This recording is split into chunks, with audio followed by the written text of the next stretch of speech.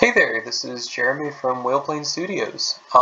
So we've been working with the control rig recently, following a couple tutorials, and if you're anything like me, you might have followed these same tutorials and found that it behaves a little strangely when you make a new control, place the control where you want it, and you plug the control into either full body or IK or CCD IK or some IK node, and it just doesn't work super well. Maybe the IK thing works well, but it just deforms your bone here. Like this foot here is supposed to look like this foot here, and it's just not because it's got the controller on it.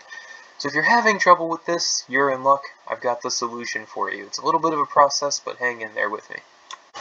Okay, so we're starting blank here with just a new control rig file for this mesh, and we want to put a left foot control onto full body IK.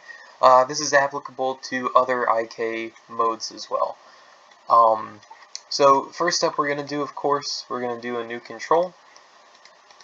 And we should name this later, but we're not going to name it right now just for the purposes of this tutorial. The shape, we can set it to be a thick box just so that it looks a little bit better, so we can see it better.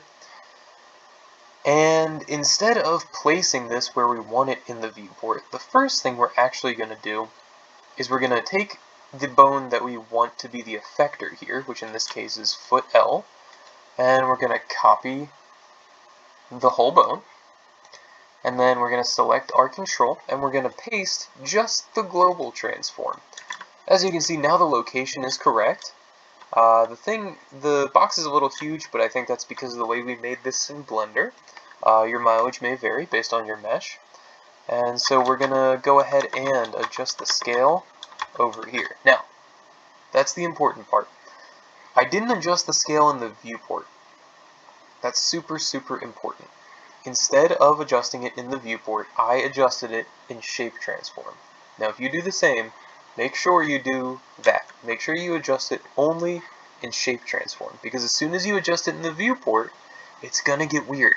No matter whether you do it on current or offset or initial or min or max, it's just gonna get weird.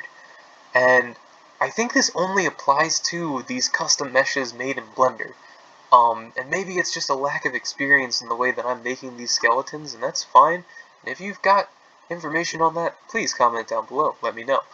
However, if you're like me, and you made maybe a amateur-ish skeleton in Blender, and you imported it and you're having these transform problems, this is the solution. Make sure you adjust your shape just under shape transform. Once you've got everything adjusted the way you want it, go ahead and right-click the control. Make sure you do set offset transform from current. That'll save it. And then you can compile the thing, and it's still there. Great. Now we can go and do our full body IK the same way we did. We're going to plug that in, select our root bone, make an effector, set the effector to foot L. Of course it's weird now, but now we're going to get the control and we're going to plug it on in. Now, suddenly, everything's fine. No problems. You can do that for the rest of your bones, and you'll have a good full body IK. So, that's the solution there. Like I said, that is something I've only really seen on these custom meshes. It doesn't really happen with the built-in, Unreal Mannequin and stuff like that. So, if you do have information on why a haphazardly made custom skeleton in Blender causes this problem, please do let me know. Otherwise, there's your solution.